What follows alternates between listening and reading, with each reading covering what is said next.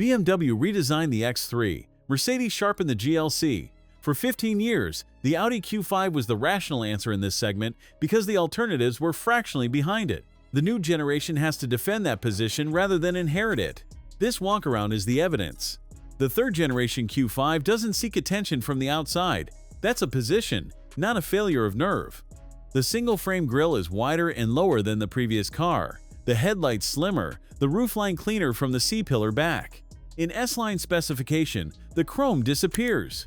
Dark trim on the bumpers, black badges, a stance that reads deliberate rather than decorated. The previous Q5 hedged its design at this price. This one has made a decision, and it's the right one. What you don't find from the outside is the Dinamica microfiber package, which is the real case this car is making for 72,000 euros. I spent time in cars that cost significantly more than this with worse interiors. The Dinamica microfiber covers the seat centers, the upper dashboard, the door card inserts.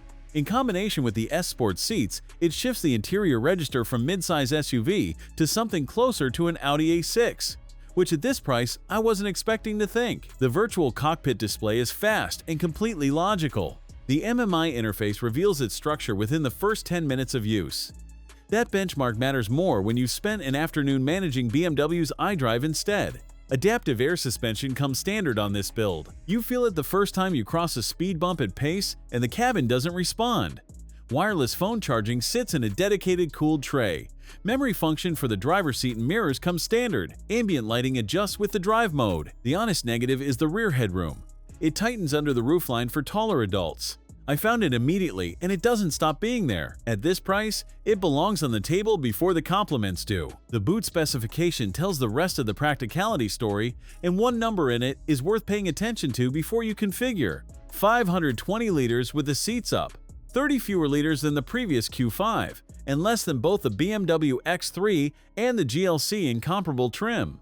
Audi reclaimed the volume for the mild hybrid system packaging. The sliding rear bench partially offsets it when rear seats aren't occupied.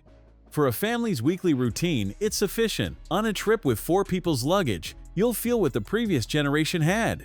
201 horsepower from a 2-liter diesel with 400 Nm of torque, 0 to 100 in 7.4 seconds. The mild hybrid smooths the S-Tronic's behavior at low-speed junctions, which removes the one consistent complaint the previous generation earned in city traffic. 6 liters per 100 kilometers in real mixed-world use. A car at this price and this weight should not return that number with any consistency. This one does. 72,350 euros. The BMW X3 and the Mercedes GLC in comparable specification both cost more. Both carry stronger residuals on the German market, and the GLC brings a larger boot. Those are real advantages, not nothing. What neither offers at this price is an interior that matches this specification, or a diesel powertrain this efficient. Whether the smaller boot is your compromise to make is a decision you take, not me. The new Q5 earned its position back. Thanks for watching. If you enjoyed this video, hit that like button and subscribe for more content just like this. Leave a comment below with your thoughts or questions.